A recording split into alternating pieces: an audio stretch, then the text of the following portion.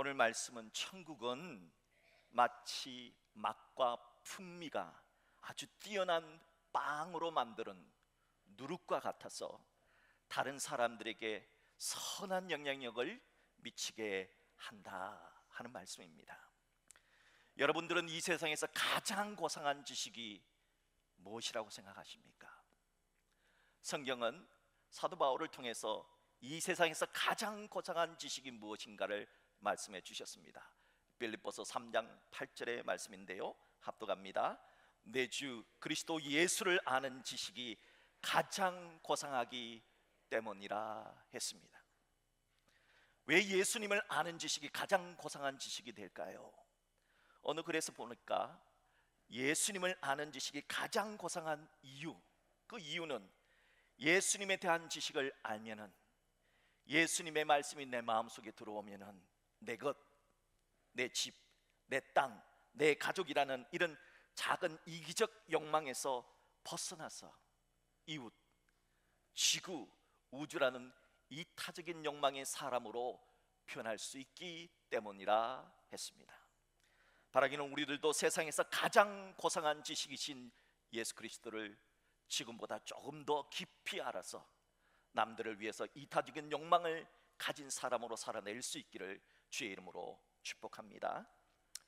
가장 고상한 지식인 예수님은 천국에서 이 땅에 내려오신 성자 하나님이십니다. 그런 예수님이 이 세상에 오심으로 인해서 이 세상에는 하나님의 나라, 즉 천국이 임하게 되었습니다. 이 진리를 예수님은 크게 네 가지 진리를 통해서, 네 가지 기적을 통해서 드러내 보여주셨는데요, 그 첫째로 예수님은 중풍병자와 맹인, 나병 환자, 혈루증 여인 등의 병을 고쳐주심으로써 병이 없는 나라, 질병이 없는 나라, 천국이죠. 천국이 예수님을 통해서 임한다는 사실을 보여주셨습니다. 둘째로 예수님은 그라사 광인을 비롯해서 병원이 귀신 들린 자에게 귀신을 쫓아내 주심으로써 귀신이 없는 나라, 천국이죠. 이 천국이 예수님을 통해 임하신다는 사실을 보여주셨습니다. 그리고 예수님께서 귀신을 쫓아내신 사건을 어떻게 해석하느냐, 거기에 대해서 말씀해 주셨는데요, 누가복음 11장 20절의 말씀 우리 같이 한번 합독합니다. 그러나 내가 만일 하나님의 손을 힘입어 귀신을 쫓아낸다면 하나님의 나라가 이미 너희에게 임하였느니라. 천국을 누리며 살 수 있는 방법이 바로 있다는 겁니다. 예수님의 말씀이 임하고 예수님이 임하면은 천국의 삶을 당겨서 가불해서 이 세상에서도 살 수 있다는 것이지요. 셋째로 예수님은 죽은 나인성 과부의 아들, 죽은 야이로의 딸, 죽은 나사로를 살려주심으로써 죽음이 없는 나라, 천국이죠. 천국이 예수님으로 인해서 임한다는 사실을 보여주셨습니다. 또한 넷째로 예수님은 풍랑을 잠잠케 하시는 기적, 보리떡 5개와 물고기 2마리로 5,000명을 먹이신 기적을 통해서 배고픔이 없는 나라, 풍랑이 없는 나라, 천국이 예수님을 통해서 임한다는 사실을 보여주셨습니다.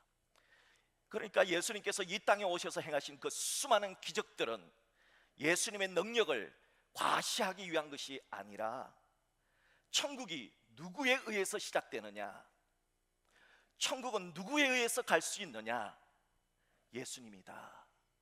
이것을, 이 진리를 드러내 주시려고 기적을 행하신 것입니다. 그러니까 예수 믿는 자에게 천국이 시작이 된다는 것이지요. 또한 예수님은 기적과 함께 사람들이 천국에 대한 천국을 쉽게 이해할 수 있도록 비유를 말씀해 주셨는데요, 예수님은 복음서에서 모두 35개의 비유를 말씀해 주셨습니다. 그 35개의 비유 가운데 오늘 천국을 누룩으로 비유한 비유의 말씀을 통해서 주님이 우리에게 주시는 메시지를 여러분과 함께 나누고자 합니다. 자, 먼저 본문을 다시 한번 살펴보겠습니다. 또 비유로 말씀하시되 천국은 마치 여자가 가루 서말 속에 갖다 넣어 전부 부풀게 한 누룩과 같으니라. 전부 부풀게 하는 누룩과 같다는 겁니다. 예수님이 말씀하신 천국 비유에 나오는 누룩은 영향력을 상징합니다.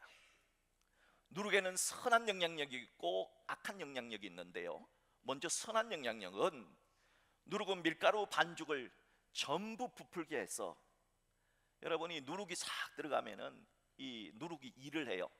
보글보글 해가지고 빵에 동글동글한 우리 거품, 이산화탄소 같은 거 생기고 빵에 그 독특한 향이 있잖아요. 그 향이 날 수 있는 그런 일을 해서 많은 사람들에게 맛있게 빵을 먹을 수 있는 선한 영향력을 줍니다. 이게 누룩의 선한 영향력을 뜻합니다. 반면에 누룩에는 악한 영향력도 있어요. 레위기 말씀을 보면 하나님은 곡식 제사인 소제를 드릴 때 누룩을 넣지 말라 금지 사항을 말씀해 주셨어요. 자, 레위기 2장 11절 말씀을 합독합니다. 너희가 여호와께 드리는 모든 소제물에는 누룩을 넣지 말지니 너희가 누룩이나 꿀을 여호와께 화제로 드려 사르지 못할지니라. 왜 하나님은 누룩을, 꿀을 하나님께 드리지 말라 했을까요? 레위기 2장에서 말하는 누룩은 부패를 상징합니다. 죄를 상징합니다. 교만을 상징합니다. 헛세를 상징합니다.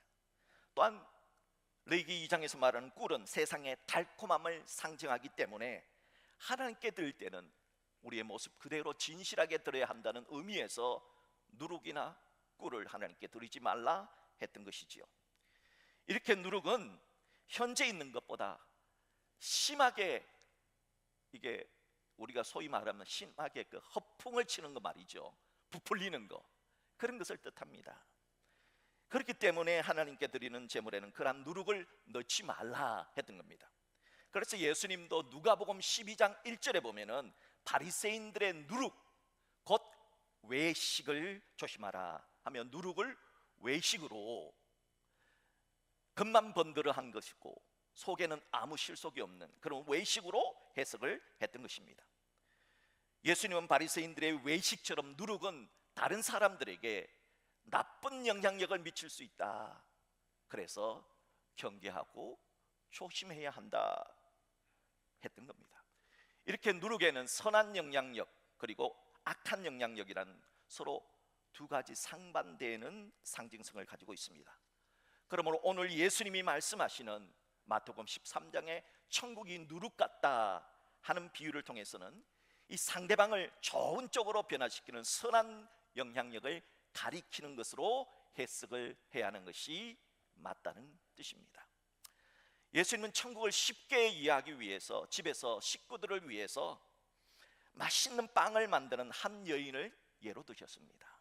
자, 여러분, 지금 맛있는 빵을 만드는 한 여인을 생각해 보십시오. 맛있는 빵 냄새가 쫙 나고 코끝을 스친다고 생각해 보십시오. 한 여인이 밀가루 서마를 가지고 이제 온 식구들이 먹을 수 있는 빵을 만들기 위해서 반죽을 했습니다. 보통 밀가루 서말 정도면 약 100명 정도가 먹을 수 있는 빵을 구울 수 있다고 합니다. 그러니까 온 집안 식구들이 다 먹고도 남을 만큼 풍성하고 넉넉한 빵을 만드는 것이지요. 천국은 이렇게 풍성하다는 뜻입니다. 이렇게 빵을 만들기 위해서 여인이 꼭 반죽에 넣어야 되는 것이 있어요. 그게 뭐냐? 바로 누룩입니다. 이 누룩은 밀가루 반죽이 발효를 일으키게 하는 전통 발효제입니다. 그래서 빵 고유의 냄새, 술빵 같은 경우 술을 조금 넣지만 이 누룩만 넣어도 알코올 냄새가 좀 나요. 뭔가 이 빵 냄새 좋잖아요. 빵 먹고 싶죠. 빵 냄새가 이렇게 좋은 냄새가 나는 거예요. 그 빵을 갓 만들 때 그 나오는 그 빵 냄새. 그리고 그 부드러운 그 빵 껍데기는 딱딱하지만 탁 열면은 안이 빵구가 뻥뻥뻥뻥 뚫려가지고 그 속살이 부드럽잖아요. 그런 빵을 만들려면 반드시 누룩이 있어야 한다는 겁니다. 만약에 밀가루 반죽에 누룩을 넣지 않으면 어떻게 될까요? 딱딱한 빵이 됩니다. 반죽이 부풀지 나서 딱딱해집니다. 납작해집니다. 우리 커피 마실 때 에이스 크래커 많이 먹죠. 요렇게 되는 거예요. 부풀림이 없는 거예요. 그냥 액면 그대로 그냥 납작한 단단한 무교병 에이스 크래커와 같은 과자가 되는 겁니다. 자, 그렇다면 예수님은 왜 천국은 마치 밀가루 세마를 부풀리게 하는 누룩 같다고 하신 걸까요? 예수님은 풍미가 있는 빵으로 만드는 그런 누룩처럼 그런 선한 영향력은 분명히 이 땅에서 나오는 것이 아니라는 뜻입니다. 누룩 같은 천국의 선한 영향력은 인간이 노력한다고 되는 것이 아니라는 겁니다. 그러면 이 땅에서 나오는 것이 아니라면 어디서 와야 한다는 뜻일까요? 하늘에서 와야 한다는 뜻입니다. 인간의 의지나 노력으로 우리가 누룩처럼 다른 사람에게 선한 영향력을 줄 수 없다면 누가 주셔야 한다는 뜻입니까? 하나님이 주셔야 한다는 뜻입니다. 천국을 비유하는 누룩은 이 세상에서 스스로 자생적으로 만들어지는 것이 아니라 저 위의 세상, 하나님이 이 세상 안으로 들어오는 것을 뜻합니다. 그러므로 누룩은 이 세상 사람들처럼 사람 아버지와 사람 어머니를 통해서 태어난 사람은 누룩이 될 수 없습니다. 누룩이 아니라는 거예요. 오직 성령으로 잉태된 사람만이 천국을 비유하는 누룩이 될 수 있다는 뜻입니다. 왜 이 땅에 사람 아버지와 사람 어머니를 통해 태어나는 사람은 천국을 상징한 누룩이 될 수 없을까요? 인류의 조상 아담과 하와는 죄를 통해서 타락한 존재가 되었습니다. 그러니까 우리 모든 인류는 이 조상이 지었던 아담과 하와의 죄의 유전자, 죄의 DNA를 가지고 태어납니다. 여러분 생각해 보세요. 본인도 천국에 갈 수 없는 사람이 어떻게 다른 사람을 천국으로 데려갈 수 있겠습니까? 본인도 의롭지 않는 사람이 어떻게 불의한 사람을 의로운 사람으로 만들 수가 있겠습니까? 그래서 이 땅의 사람으로는 불가하다는 메시지를 줍니다. 그렇다면 오늘 성경에서 말하는 천국을 상징한 누룩은 누구를 말할까요? 누룩은 첫째 예수 그리스도를 뜻합니다. 하나님 나라에서 오신 예수님, 죄가 전혀 없으신 예수님, 성부 하나님의 아들이신 성자 예수 그리스도가 천국 같은 누룩이라는 뜻입니다. 두 번째 예수님은 말씀입니다. 신구약 성경 66권을 뜻합니다. 말씀이 우리 속에 들어오면은 우리가 다른 사람에게 선한 영향력을 미치는 사람으로 변화될 수 있다는 겁니다. 세 번째 누룩은 성령 하나님을 뜻합니다. 성령 하나님이 우리 마음속에서 충만해지고 성령 하나님이 일하시면 우리 같은 사람도 다른 사람에게 좋은 선한 영향을 미칠 수 있는 사람으로 변화될 수 있다는 뜻입니다. 그렇습니다. 우리 인생에 예수님이 들어오면, 우리 인생에 여러분 마음속에 하나님의 말씀이 차곡차곡 쌓이면, 우리 인생 속에 성령 하나님이 일하시면 우리도 다른 사람들에게 행복을 줄 수 있는 그런 피스메이커, 좋은 영향력을 미치는, 선한 영향을 미치는 인생이 될 수 있다는 뜻이에요. 그러기에 누룩 같은 선한 영향력을 줄 수 있는 예수님, 성령님, 말씀이 우리 속에 있어야 합니다. 만약 우리 속에 예수님이 없다면, 말씀이 없다면, 성령님이 없다면 우리가 아무리 대궐 같은 집에 산다고 할지라도, 우리가 아무리 높은 권세를 갖고 있다 할지라도, 제 아무리 매일 산의 진미를 먹는다 할지라도 그분은 천국 갈 수 없습니다. 하지만 비록 몸은 힘들고 지치고 병들고 아파도 우리 인생에 누룩같이 선한 영향력을 미칠 수 있는 예수님이, 성령님이, 하나님의 말씀이 우리 속에 있다면 우리의 삶은 높은 산이나 거친 들이나 초막이나 궁궐이나 내 주 예수 모신 그곳이 하나님의 나라가 될 수 있다는 뜻입니다. 그렇다면 오늘 천국은 누룩과 같다는 주님의 말씀을 통해서 우리에게 주시고자 하는 교훈의 메시지는 무엇일까요? 밀가루 세말 전체를 부풀게 했던 누룩을 통해 우리들이 배울 수 있는 교훈은, 밀가루 세말 속에 묻힌 누룩을 통해 지금 당장 내 인생에 꽃이 피지는 않지만, 여러분은 지금 여러분의 인생 가운데 꽃이 피었다고 생각하십니까? 아직은 아직까지 꽃이 안 피었다고 생각하십니까? 만약 내 인생에 아직 인생의 꽃이 피지 않았다면 그래도 하나님은 지금도 일하십니다. 누룩이 그 밀가루 속에 들어가서, 반죽 속에 들어가서 뽀글뽀글 거품을 내고 빵꾸를 뻥뻥뻥뻥 뚫고 그래서 일하잖아요. 하나님이 그렇게 끊임없이 일하고 계시니까 내 인생에 반드시 인생에 꽃이 필 때가 있다 하는 이 진리를 믿고 살라는 것입니다. 분명 밀가루 3말에 비하면 누룩은 너무 보잘것이 없지요. 여러분 한번 생각을 해보세요. 얼마나 조금밖에 없습니까? 밀가루 3말은 굉장히 많아요. 그런데 누룩은 어느 정도 들어갈까요? 조금 들어갑니다. 그런데 그 많은 것을 변화시키잖아요. 그러므로 예수님을 영접한 자, 성령 하나님의 일하심을 믿고 살아가는 자, 말씀대로 살아가는 자는 바로 우리 서말, 이 밀가루 서말 전체를 변화시켰던 누룩처럼 예수님이 우리 인생도 변화시킬 것이다 하는 겁니다. 그래서 골로새서 3장은 이제는 너희가 이 모든 것을 벗어버리라. 곧 분한과 노여움과 악의와 비방과 너희 입에 부끄러운 말이라. 너희가 서로 거짓말하지 말라. 옛 사람과 그 행위를 벗어버리고 너희들은 이제 옛 사람이 아니다는 거예요. 새 사람을 입었으니 이는 자기를 창조하신 이의 형상을 따라 지식에까지, 우리가 공부했고 우리가 알고 있는 이 지식에까지 새롭게 하심을 입은 자니라. 내 속에 누룩이 들어가면 우리가 배웠던 지식도 바뀝니다. 옛날에는 이 지식으로 나만을 위해서 살잖아요. 우리 집만을 위해서 살잖아요. 그런데 내가 갖고 있는 이 지식으로 다른 사람을 이롭게 하고 다른 사람에게 선한 영향력을 주는 사람으로 살 수 있다는 겁니다. 이게 거듭난 인생, born again 크리스찬이라는 거예요.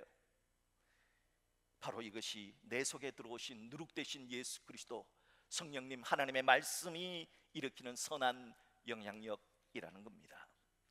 그렇게 누룩 대신 예수님 때문에 변화된 사람, born again 한 크리스찬은 어떻게 사느냐에 대해서 사도 바울은 골로새서 3장에서 아주 중요한 메시지를 주십니다. 먼저 골로새서 3장 1절 합독할까요?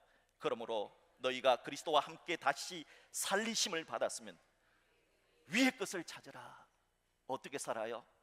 이제는 위의 것을 찾으며 산다는 겁니다. 또 그 이에 이어지는 골로새서 3장 2절 말씀도 보세요. 합독합니다. 위의 것을 생각하고 땅의 것을 생각하지 말라. 땅의 것에 너무 일희일비하지 말라. 너희는 거듭난 사람이다. 너희들은 하나님의 사람이다. 그러니까 하늘을 생각하며 사세요. 여러분, 천국을 생각하며 사는 여러분 되시기를 주의 이름으로 축복합니다. 여러분, 우리가 가게 될 천국을 생각한다면 지금 좀 어려워도 극복할 수 있잖아요. 우리가 천국을 생각하며 산다면 지금 내가 조금 힘들고 고난 속에 있다 할지라도 우리가 이것을 극복하며 살 수 있는 용기가 있잖아요. 그래서 성경은 천국을 생각하며 살아라, 위의 것을 생각하라 말씀하신 겁니다. 부디 위의 것을 생각하십시오.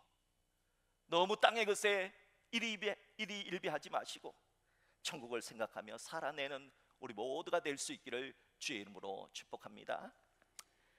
지나간 과거의 기독교 역사를 한번 생각해 보십시오.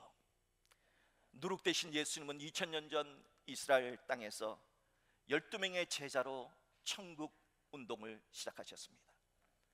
그 12명의 제자들이 70인의 제자가 되고, 사도행전에 가면 마가다락방에 120명의 성도가 되고, 그 120명 중 한 사람인 사도 베드로가 복음을 전할 때 3천이 되고 5천이 되고 수만이 되고, AD 313년 콘스탄티노플 황제에 의해서 기독교가 로마 제국에 퍼지고, 그리고 5대양 6대주의 전 세계로 뻗어나가지 않았습니까?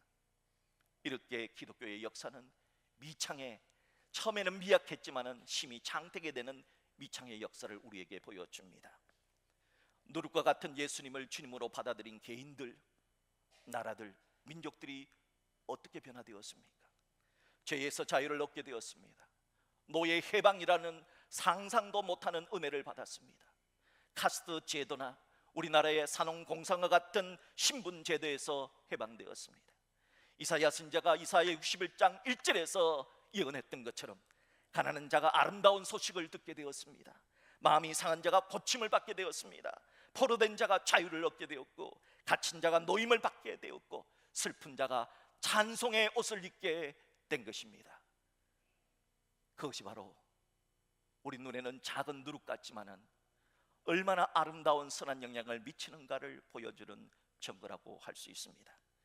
그렇습니다. 누룩과 같은 선한 영향을 주시는 예수님은 거대한 밀가루 속에서도 지금도 일하는 것처럼, 지금도 하나님은, 예수님은, 성령님은, 말씀은 지금도 일하심으로 마침내 모든 것을 합력하여 우리 인생의 가장 아름다운 꽃을 피게 해주실 때가 있을 것입니다. 이것이 오늘 주님이 주신 천국 비유인 누룩의 비유가 우리에게 주시는 메시지입니다. 이제 저는 3일 전에 다니엘 기도의 21차 간증했던 양정숙 권사님과 그의 아들 김세진 형제의 간증으로 오늘 말씀을 맺고자 합니다. 저는 이분이 등장할 때 많은 관심을 갖고 봤습니다. 왜냐하면 이 양정숙 권사님은 우리나라 국가기록원의 위대한 어머니로 등재되신 분이기 때문입니다. 그리고 국민훈장 동백장을 받으신 분이기 때문입니다. 도대체 어떻게 자녀를 양육했기에 국가기록원에, 대한민국 국가기록원의 위대한 어머니로 기록될 수가 있었을까 하는 궁금증을 가지고 간증을 듣게 되었습니다. 무려 저는 이 간증을 3번이나 더 봤습니다. 위대한 어머니로 등재된 양정숙 권사님은 부유한 분은 아닙니다. 많이 배우신 분도 아니었습니다. 그분은 자신의 인생을 줄여서 2글자로만 표현을 한다면 아멘이라고, 내 인생은 아멘의 인생이라고 말하고 싶다고 말했습니다. 하나님이 없으면 자신의 인생은 아무것도 아니고 오늘날 사랑하는 아들 세진이가 없게 되었을 것이라고 고백합니다. 어린 시절 양정숙 권사는 아버지를 통해서 일주일에 한 번은 꼭 누군가로부터 고맙다 하는 말을 들어야 밥을 주시는, 5살 때부터 그렇게 훈련을 받았답니다. 5살짜리가 어디 나가서 누구로부터 고맙다는 말을 듣겠습니까? 그래서 이 양정숙 권사님이 고민을 하면서 할머니들이 모여있는 곳에 가서 노래를 불렀답니다. 그랬더니 노래를 불러줬더니 할머니가 고맙다, 우리하고 놀아줘서 너 할머니를 기쁘게 해서 고맙다, 그래서 그 말을 했더니 그때서야 아버지가 밥을 주더랍니다. 이렇게 해서 양육을 받은 양정숙 권사님은 그런 아버지의 양육을 받고 자신도 시집가서 어린 딸을 낳아서 어떻게 제가 어린 딸을 양육할 수 있습니까? 지혜를 주십시오라고 기도했을 때 그 아버지의 양육을 떠올리게 했고, 하나님, 그러면 제가 이렇게 한번 살겠습니다 해서 아버지의 양육대로 살았다는 겁니다. 그래서 어린 딸과 함께 일주일에 한 번 보육원에 가서 봉사활동을 하기 시작했는데요, 그러던 어느 날 보육원에 갓난아기가 들어왔답니다. 갓난아기 너무 울어서 가서 이렇게 안아줬더니 이 아기가 2다리가 없는 아기예요. 우리 오른손에 손가락이 5개 있는데 3개가 없는 거예요. 엄지와 이 새끼손가락만 있는 장애아였습니다. 그런데 그 아기를 본 어린 딸이, 엄마, 장애가 있지만 너무너무 예뻐, 엄마 이 아기를 내 동생으로 입양해줘 라고 말했답니다. 그렇게 해서 이 아기를 입양을 하게 되는데요, 입양을 하는 데는 너무 큰 어려움이 있었답니다. 이 장애아 입양의 대가가 너무 큰 거예요. 누가 조금 도와주세요. 이렇게 끄는 방법을. 이 장애아 입양의 대가가 얼마나 큰지 힘들었답니다. 장애아를 입양하게 되니까 남편이 이혼하자고 해서 이혼을 당했답니다. 그 장애아를 입양했기 때문에. 또 회사에서 잘렸답니다. 왜냐하면은 그 후에도 이 2다리가 없는 세진이에게 의족을 신고 걷게 하기 위해서는 살을 뚫고 나오는 뼈를 깎는 수술을 6번이나 했기 때문에 수술을 위해서 계속해서 잦은 휴가를 내니까 회사에서 그만두라 하는 권고사직을 당하는 아픔도 당했답니다.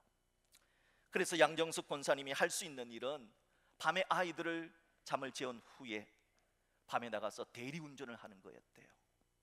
그리고 새벽까지 아파트에 들어가서 세차하는 일을 하면서 두 자녀를 양육했다고 합니다. 양정숙 권사님은 어린 세진이가 혹시나 이렇게 두 다리가 없으니까 의족을 신고 자주 넘어질 수 있으니까 어떤 훈련을 시켰느냐, 두꺼운 이불을 깔아놓고 계속해서 뒤로 밀고 앞으로 밀고 옆으로 밀고 하는, 계속해서 넘어뜨리는 훈련을 했답니다. 그리고 아들 세진이에게 넘어지는 것은 부끄러운 것이 아니야, 진짜 부끄러운 것은 넘어지도 일어나지 못하는 것이 부끄러운 일이야. 넘어지면 나 좀 일어날 수 있도록 도와주세요, 나 좀 도와주세요 라고 말할 수 있는 용기, 일어나는 용기, 이 훈련을 계속해서 시켰다 합니다. 그리고 어린 세진이가 자신의 한계를 극복할 수 있도록 수많은 난관 속에서도 수영 선수로 키워냈다는 겁니다. 그런 어머니의 헌신적인 양육을 받은 김세진 형제는 비록 두 다리가 없지만, 오른손에 세 손가락도 없지만 삶을 포기하지 않고 수영 선수로 자라났습니다.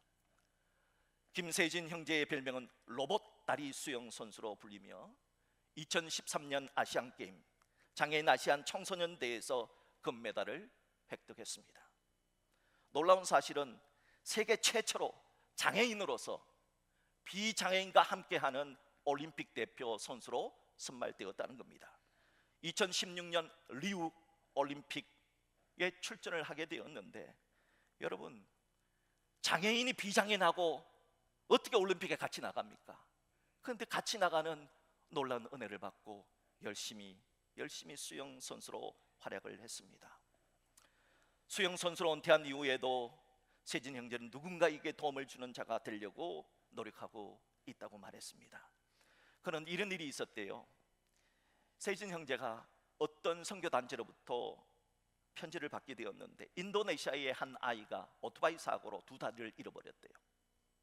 근데 그 아이의 기도 제목이 뭐냐, 저에게 튼튼한 두 다리를 주세요 라는 기도 제목이었습니다. 그래서 어떻게 하면 이 아이에게 두 다리를 줄 수 있을까 생각했는데, 자신이 어렸을 때 사용했던 의족이 있잖아요. 이 의족을 갖다 주면은 그 아이가 튼튼한 두 다리를 얻겠다 해서 인도네시아로 그 두 의족을 가지고 가서 전해 주었는데, 크기나든지 사이즈가 꼭 들어맞는, 정말 상상도 못하는 은혜를 누리게 되었다, 그렇게 말합니다. 그리고 그 아이에게 계속해서 그 아이를 후원해서 그 아이가 올해 대학을 졸업하게 되었다는 따뜻한 간증도 했습니다. 김세진 형제는 이번 다니엘 기도회에 간증자로 참여를 했습니다. 그리고 다음 세대로 회복되고, 가정이 회복되는 비결은 무엇이냐? 하나님밖에 없다, 하나님밖에 없다고 고백했습니다. 김세진 형제는 오늘 마음속에 하나님이 있고 예수님이 있고 말씀이 있다면, 우리의 사람마다 꽃도 피는 계절이 다르잖아요.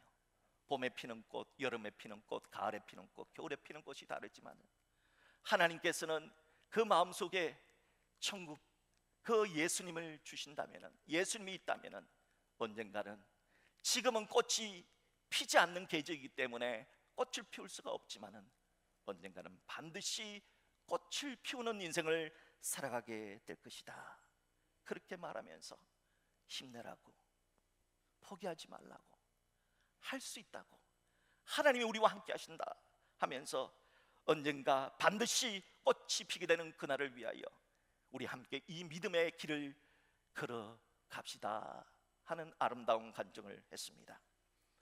사랑하는 성도 여러분, 어떻게 양정숙 권사님은 남편도 없고 가진 물질도 없었는데 홀로 그 많은 어려움과 편견을 이겨내고 위대한 어머니로 국가 기록원에 등재가 될 수 있었을까요?